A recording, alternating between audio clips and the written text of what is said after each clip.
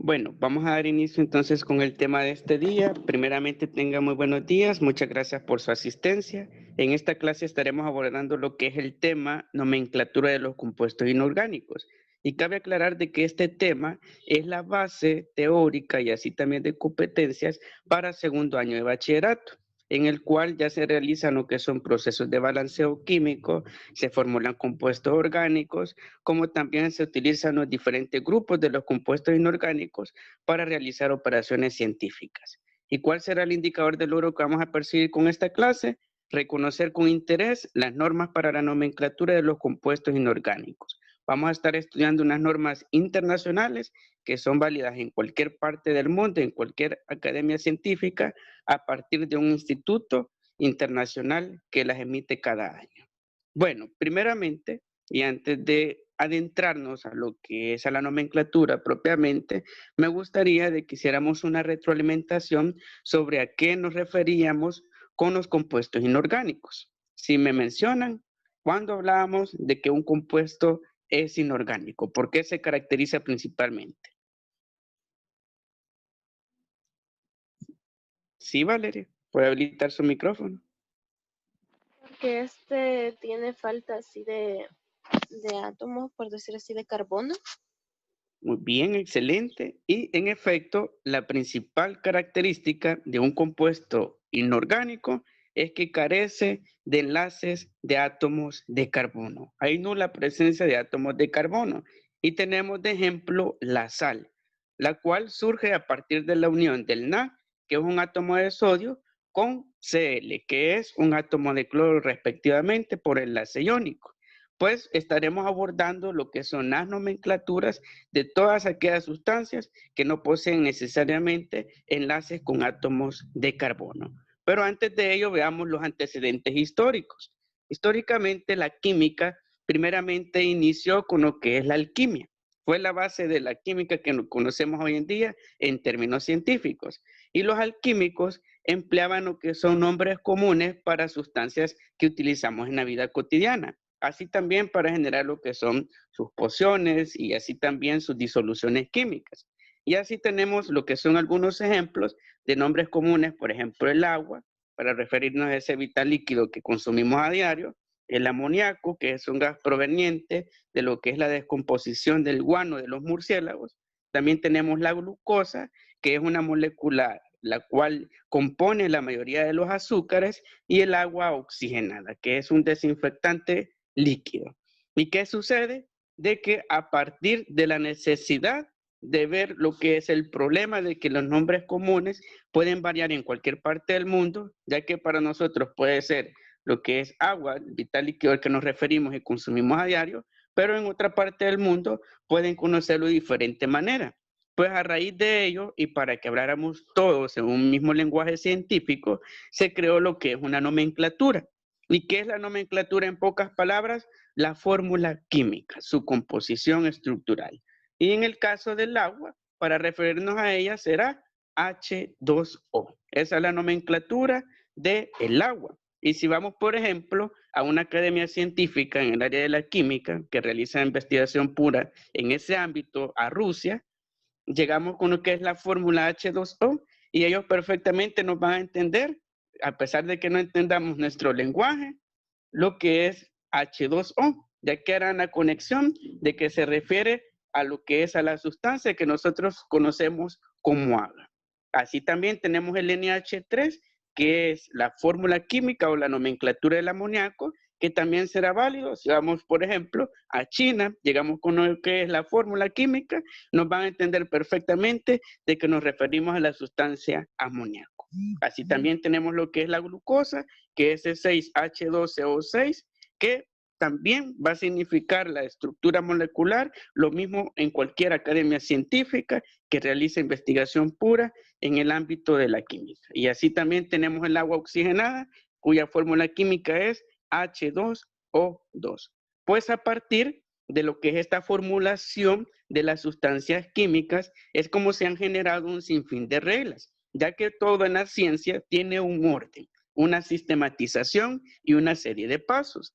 Y a partir de ello es como se asignan nombres con base a su estructura molecular. ya que todas estas fórmulas de H2O, NH3, C6H12O6, H2O2 del agua oxigenada, no son fórmulas que se las ha inventado un científico para representar el agua, sino que se ha explorado, se ha hecho investigación pura en cuanto a la investigación de estas sustancias químicas y a partir de su estructura molecular, de su materia, se ha generado lo que es este lenguaje a partir de letras y números.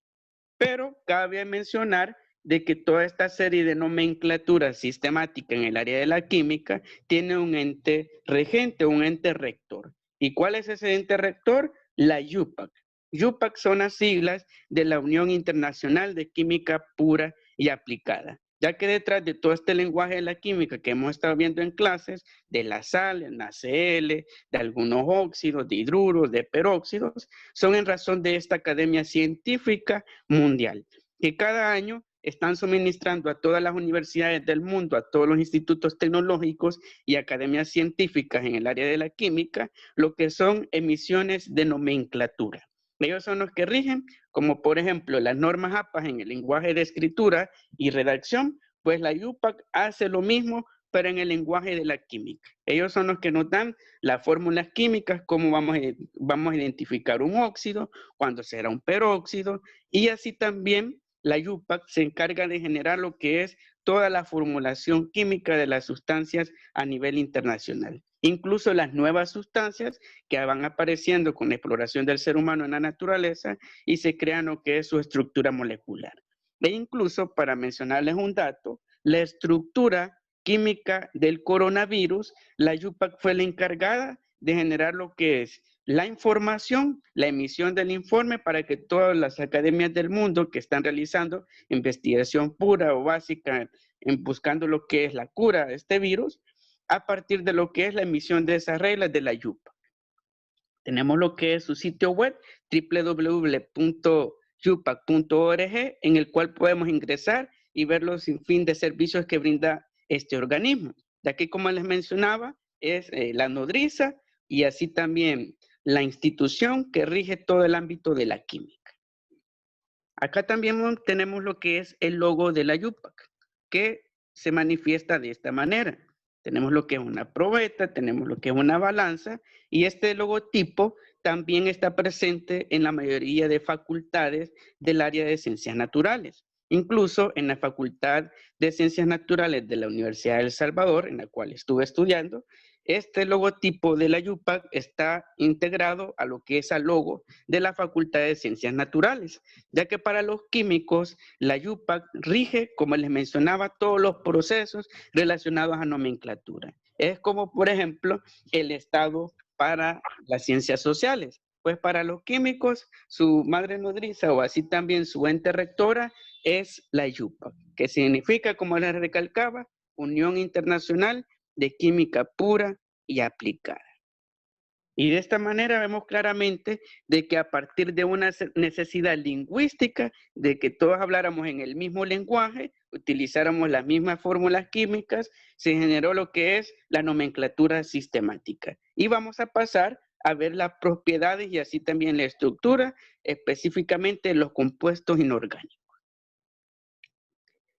Para ello, vamos a comenzar con los óxidos. ¿Cómo podemos definir un óxido?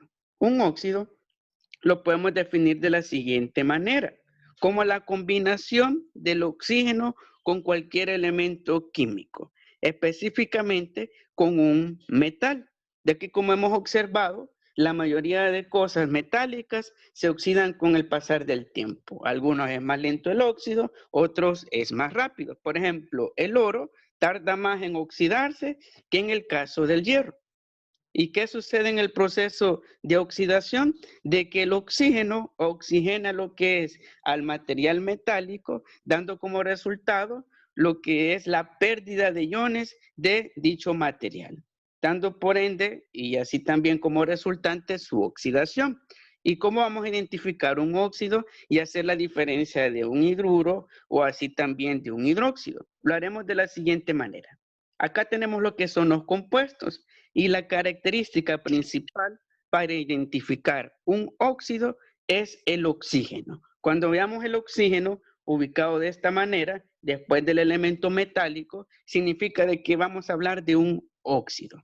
Por ejemplo, acá tenemos PbO2. ¿Qué significa? Pb significa plomo, ya que es el símbolo de ese elemento periódico. Y tenemos el O2, que son dos átomos de oxígeno. Si bien tenemos lo que es O2 o una O o tres oxígenos, estaremos siempre en presencia de lo que es un óxido.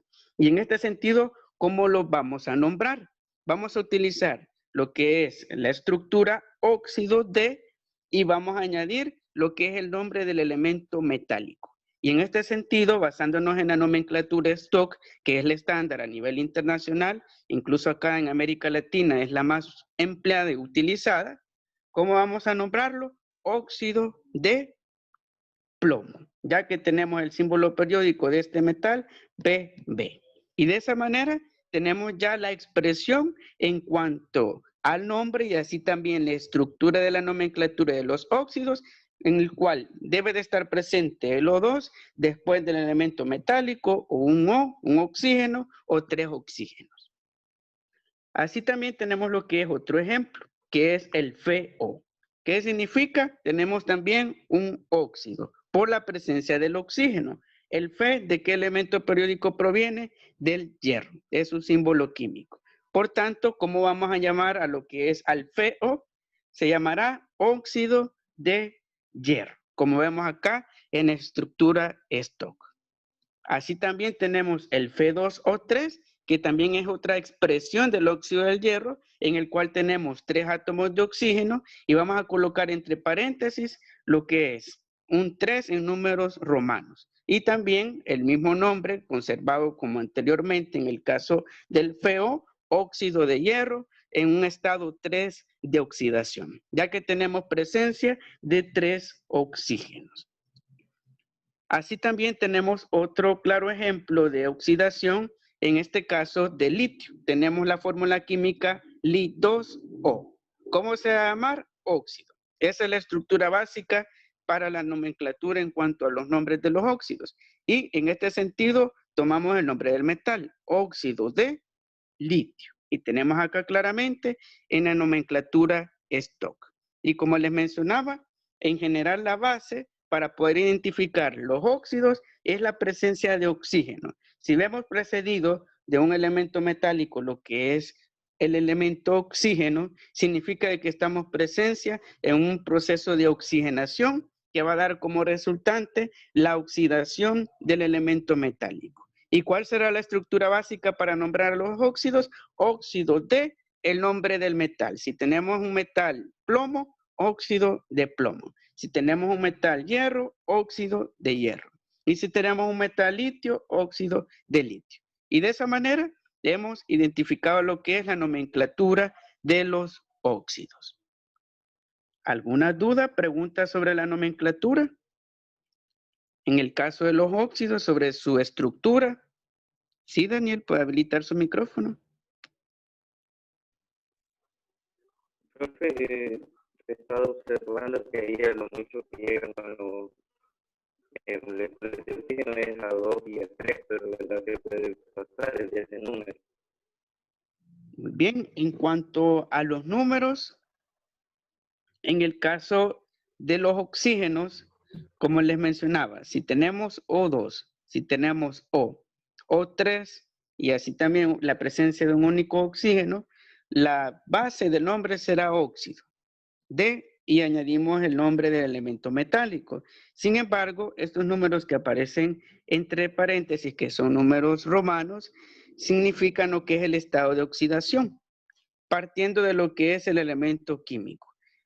Hagamos en el caso del primer ejemplo, en el cual tenemos óxido de plomo. ¿Por qué tiene este número romano? Porque en el caso del plomo, su oxidación parte a partir de lo que es un estado de oxidación 4. Y por ende, en el caso de todo proceso en el cual se oxida el plomo, la presencia de O2 siempre estará allí dentro de la nomenclatura química. En otras palabras, no puede estar de la siguiente manera. PbO. No puede ocurrir un proceso de oxidación de esa manera, sino que siempre debe haber presencia de lo que son dos átomos de oxígeno. Y en el caso del hierro, ya que tenemos dos estados de oxidación diferentes, tenemos en el caso del FeO, en el caso de ello tenemos lo que es un estado de oxidación 2, que es el número que está entre paréntesis, el número romano. ¿Qué sucede en ese proceso? Como tenemos lo que es un monóxido de hierro, con base a la nomenclatura sistemática, el estado de oxidación en el cual va a ocurrir este proceso del hierro será el 2. ¿Por qué? Porque en el sentido del hierro, acá no está presente o no está muy visible, pero la fórmula o del compuesto es Fe2O, es la estructura básica. Y por ende, posee lo que es este estado de oxidación 2, cuando únicamente tengamos monóxido de hierro y un monóxido de oxígeno. Así también tenemos lo que es el Fe2O3, se diferencia del FeO, en el cual tenemos presencia de 3 oxígenos. Acá ya varía propiamente el compuesto químico del proceso de oxidación y por ende, por estar presente 3 oxígenos, estará en un estado de oxidación 3. Y de esa manera los números, como les mencionaba, que se encuentran entre paréntesis, los números romanos, variarán dependiendo del estado de oxidación en el cual ocurre el proceso químico. No sé si me di a entender. Sí, profe. Muy bien. ¿Alguna otra pregunta, duda referente a la nomenclatura de los óxidos? Profe, Dígame. yo tengo una, digamos, están estas dos formas de mencionarlas, en la tradicional y en la que usted nos lo iba diciendo, el óxido de plomo. Entonces, ¿cuáles de las dos vamos a utilizar más nosotros, sino que la forma tradicional o la que usted nos dijo? Por ejemplo, en el caso de los óxidos, puede ser de que les planteen el examen la fórmula química y les pregunte que mencione su nombre. La clave estará, y así también vamos a tomar de referencia el stock. En el caso de los óxidos, el stock es la más tomada en cuenta dentro del lenguaje de la química. Ya veremos lo que son los otros grupos, que puede variar en cuanto a lo que es a la nomenclatura y así también al nombre, a la nominación, con base a qué sistema lo vamos a realizar, pero en el caso de los óxidos, lo vamos a realizar con base al stock. Óxido de, que será la estructura básica del nombre. Ok, gracias, profe. Bien, vamos a pasar entonces al siguiente grupo de compuestos inorgánicos. Ahora hablaremos de los hidróxidos. Los hidróxidos tienen una naturaleza diferente. Los hidróxidos son compuestos acuosos, los cuales tienen una naturaleza iónica y están conformados principalmente por un metal y varios aniones de hidroxilos. El hidroxilo, como les mencionaba, es una sustancia iónica, acuosa y que es bastante alcalina. ¿Y cómo vamos a identificar lo que es un hidróxido? La clave está en la letra OH, que vemos acá en el caso del primer ejemplo, tenemos KOH. ¿Y qué va a significar OH? Significa hidróxido. Esa es la base del nombre. Y para poder mencionar lo que es la nominación del compuesto químico, lo vamos a hacer en el caso de los hidróxidos con base al sistema Stock, así como realizamos la nominación en el caso de los óxidos. Y tenemos KOH. K es de potasio. Y también tenemos el OH, que es de hidróxido. ¿Y cómo se va a llamar lo que es este compuesto químico? Hidróxido de potasio. ¿Por qué? Porque tenemos lo que es el OH, que le dan la nominación de hidróxido y añadimos el nombre del metal que es el potasio. Y de esa manera, a partir de la estructura y la nomenclatura, como le mencionaba, la base es la presencia de OH. Cuando veamos el OH, luego del elemento metálico, vamos a hacer la conexión de que se trata de un hidróxido. Y por tanto, con base a lo que es al sistema Stock, lo llamaremos hidróxido de el elemento metálico. En el caso 1, hidróxido de potasio, acá tenemos lo que es el Na de sodio, por tanto se llamará hidróxido de sodio.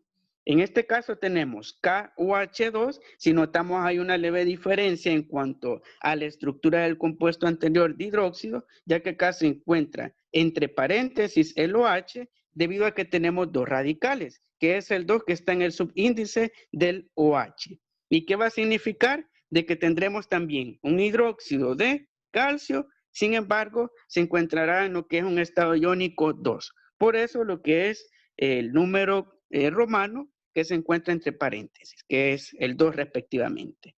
Así también tenemos el BaOH2, que en este caso es hidróxido de bario, y también tenemos lo que es la ZnOH2, que es hidróxido de zinc. Y de esta manera, la clave está, como les recalco, identificar el OH. Si vemos de que hay un OH después de un elemento metálico, que puede ser el potasio, el sodio, el calcio, el bario, el zinc, el hierro, entre otros, significará de que es un hidróxido. Y la nomenclatura básica que vamos a tomar, y así también la nominación, será la stock. La base del nombre hidróxido de, y añadimos lo que es el nombre del elemento metálico.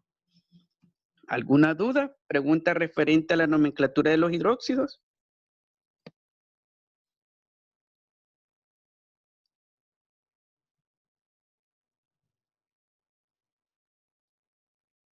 ¿Alguna No, duda? profe, todo claro. Bien, excelente. Se asemeja mucho la nomenclatura a la estructura de los óxidos, si nos percatamos muy bien al respecto. Vamos a pasar entonces a la siguiente nomenclatura. Vamos a estar viendo otro grupo funcional de los compuestos inorgánicos. En ese sentido, vamos a estar viendo ahora lo que son los siguientes grupos, que son los ácidos, o también llamados hidrácidos, porque están conformados principalmente por hidrógeno. ¿Cómo podemos definir a un ácido? Un ácido es una sustancia eléctricamente neutra. Los ácidos son pésimos conductores de corriente eléctrica por su alta presencia de iones de hidrógeno. ¿Y qué sucede? De que la H hidrógeno es la clave para poder identificar un ácido. Y para ello, veamos lo que es el compuesto. Veamos el primer compuesto químico. Tenemos HF. ¿Qué significa? De que cuando tengamos lo que es una H de hidrógeno antes de lo que es un elemento, cualquier elemento periódico, ya que la mayoría de los elementos pueden convertirse en ácidos, tendremos lo que es propiamente la formación de una sustancia hidráxida. ¿Y cuál será la nominación y con base a cuál sistema lo haremos? Lo haremos con base a la tradicional. Acá no vamos a emplear la stock, sino que vamos a retomar lo que es la nomenclatura y la nominación de la tradicional. ¿Y cómo se va a llamar lo que es este compuesto? HF. Se llamará ácido fluorhídrico. La clave está en tomar lo que es como base el nombre del elemento que se ha convertido en ácido, que en este caso es la F de flúor, y añadimos lo que es el, en este caso, sufijo hídrico. Y se llamará ácido fluorhídrico. Así también tenemos el HCl, tenemos la H de hidrógeno antes del elemento que hemos convertido en ácido, y el Cl que es del cloro. ¿Y cómo se llamará?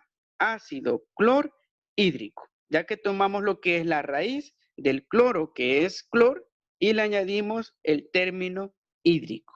Y de esa manera ya tenemos la nominación de esa sustancia química. Así también tenemos el HBr, que tenemos lo que es H hidrógeno y el Br de bromuro, y por tanto, ¿qué sustancia tenemos en presencia? Ácido bruhídrico, como vemos acá en la nomenclatura y nominación tradicional. Así también tenemos el H2S, el S en este caso es de azufre y está asociado a 2 átomos de hidrógeno. Cuando tengamos un átomo, 2 átomos de hidrógeno antes de cualquier elemento de la tabla periódica, significa de que es un ácido. Y vamos a añadir, como les mencionaba, el término hídrico. Tomamos la base de lo que es azufre, en este caso quedará de la siguiente manera: ácido sulfhídrico. Y allí vemos claramente de que la base de la nomenclatura de los ácidos es la presencia del hidrógeno. Cuando tengamos presencia de un hidrógeno antes de cualquier elemento periódico, significará de que le llamaremos ácido. Y vamos a agregar lo que es el nombre del elemento periódico que está luego de la H y le añadimos el término hídrico, como hemos visto acá en la nomenclatura y nominación tradicional, como en el primer compuesto HF, ácido fluorhídrico. ¿Alguna duda? Pregunta sobre este grupo, sobre los hidrácidos o ácidos, cómo identificar su composición, ya que es posible, como les recalcaba, que les plantee la fórmula química y me relacionen cuál es su nombre y lo vamos a hacer con base al sistema tradicional.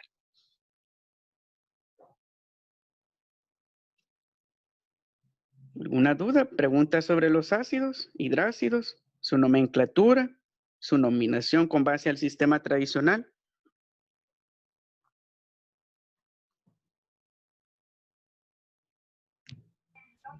Yo, profe.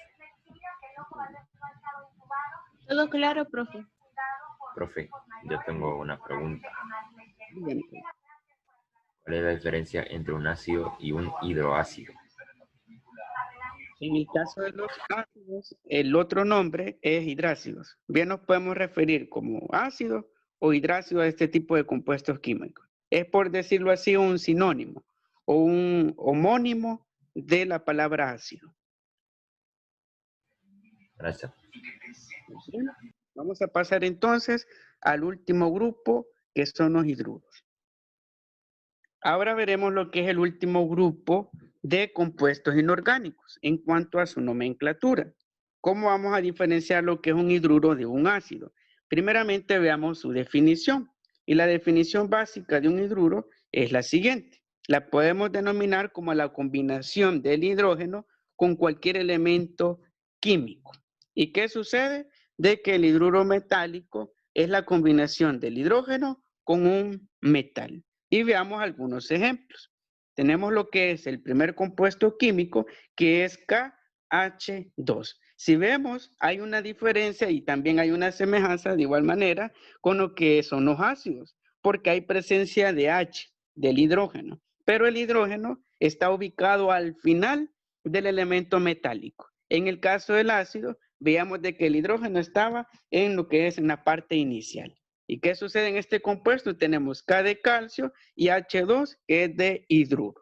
¿Qué vamos a tener por consiguiente? ¿Y con base a qué sistema vamos a nombrar estas sustancias? Con base al sistema Stock. Vamos a tomar lo que es el término hidruro de y añadimos el nombre del compuesto, que en este caso es del calcio y se llamará hidruro de calcio. Así también tenemos el LiH, el I de litio y el H de hidrógeno del hidruro. ¿Y cómo lo llamaremos con base al sistema Stock? Hidruro de litio. Así también tenemos el FH3, que también es un hidruro. Sin embargo, se encuentra en un estado 3 en cuanto a ionización. Por tanto, llevará lo que es la misma base del nombre con base al sistema Stock, hidruro de hierro. Sin embargo, entre paréntesis, irá lo que es el número romano que indica el estado de oxidación, que en este caso es 3. Así también tenemos el CrH2, que también conserva la base del nombre, hidruro de, el Cr es de estroncio y por tanto hidruro de estroncio. Y de esa manera, la clave del hidruro, y a diferencia del ácido, es la ubicación de la H del hidrógeno. Cuando veamos de qué va al final la H, será un hidruro. Mientras se encuentre en lo que es en la parte inicial del compuesto químico, será un ácido. Y de esa manera vamos a tomar, como les recalcaba, como base para la nominación el sistema Stock. ¿Alguna duda? ¿Pregunta sobre los hidruros?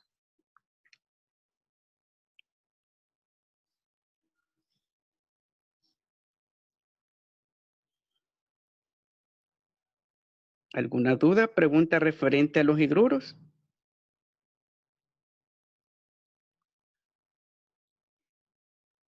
Muy bien, si no hay preguntas, vamos a pasar a la siguiente parte. Y con estos 4 grupos hemos analizado la nomenclatura de lo que son los compuestos inorgánicos, que son los ácidos o hidrácidos, los hidruros, así también tenemos los hidróxidos y los óxidos. Son los 4 grupos principales de los compuestos inorgánicos. Ahora, para abrir el hilo de participación y para ver cuánto hemos inquirido sobre el contenido de aprendizaje, vamos a realizar la siguiente actividad de retroalimentación. Para ello voy a solicitar su participación. Tenemos lo que es la primera pregunta. Los ácidos o hidrácidos se caracterizan por tener en su estructura ¿qué elemento atómico? Si me mencionan, por favor, con base a lo que hemos visto en clases, ¿por qué se caracterizan los ácidos? ¿Qué elementos tienen dentro de su estructura atómica? ¿Qué los vuelve ácido a cualquier sustancia de la tabla periódica?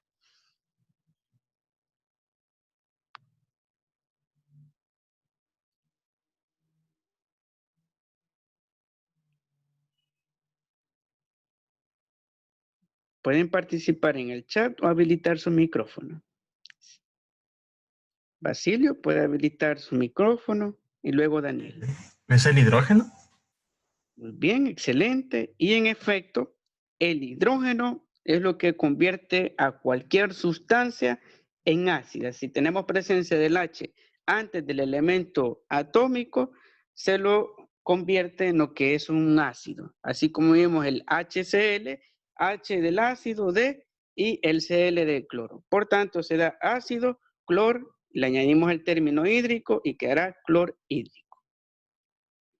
Muy bien, así también tenemos un sinfín de casos de ácidos en los cuales aplicamos en la vida cotidiana. Ahora tenemos la siguiente pregunta. Si me mencionan cuál es el nombre de la presente fórmula química, ¿cómo vamos a llamar al MgO? Yo, profe. MgO significa óxido de magnesio. Muchas gracias. Y en efecto, tenemos lo que es el O, que significa, y tenemos que hacer la relación con el óxido. Y tenemos el metal magnesio, por tanto, con base al sistema Stock, óxido de magnesio. Y como vemos claramente, la clave está en la ubicación de los elementos que vuelven ácido, hidróxido, o así también óxido o hidruro a una sustancia química. No sé si tienen alguna duda, pregunta referente al contenido de aprendizaje, a los diferentes grupos de los compuestos inorgánicos, sus características, su nomenclatura y su nominación con base a los sistemas. No, profe. Muy bien, muchas gracias por confirmar. Bueno, Todo claro, profe. Todo claro, profe. excelente. Todo Bueno, claro, profe. para ir cerrando, vamos a ver el siguiente dato curioso, para que veamos de que estas formulaciones químicas tienen una aplicación en la vida cotidiana. ¿Sabías que el hidruro de litio es utilizado para inflar los salvavidas? En el caso de los salvavidas, no hay directamente una bomba para poder inflarlos, sino de que por lo general se utiliza lo que es una sustancia líquida que está en su interior, de que al agitarlo es reactivo y da como resultado su descomposición y emite lo que son gases, dando por resultante lo que es que se infle, lo que es el inflable del salvavidas, y por tanto eso hace también de que permanezca durante mucho tiempo inflado. Si vemos claramente en las embarcaciones, bueno, incluso en el Titanic, ya se empleaba lo que era el hidruro de litio para poder inflar los salvavidas. Y a partir de ello es como funciona lo que es la tecnología de este inflable, que incluso permite salvarlos nuestra vida en una situación de emergencia. Vemos claramente de que todas estas aplicaciones de la química tienen una razón en la vida cotidiana. Muy bien, si no hay más preguntas, vamos a ir Profe, una dando... pregunta. En ese caso, por ejemplo, allí se ocupa, ¿verdad?, el hidruro de litio y hace que dure más tiempo. En el caso de los aviones, que por ejemplo a veces en un caso de emergencia se inflan así con el aire que dan las personas, que lo pueden inflar ellos, o se puede inflar de otra manera, eso duraría en el mismo tiempo que estos que son inflados con aire o con el hidruro de litio. En el caso de los inflables que utilizan oxígeno para inflarlo, dióxido de carbono, la permanencia en cuanto a lo que es la inflabilidad de lo que es el material, permanece mucho más tiempo con el hidruro de litio. Por eso en las embarcaciones en general, los barcos pesqueros, así también las embarcaciones para turismo, emplean lo que es esta sustancia. Está en el interior de lo que es el inflable, del salvavidas, y por ende al agitarlo, genera lo que es la reacción química y genera por ende la liberación de gases. lo que permite de que se mantenga durante mucho más tiempo inflado lo que es el material.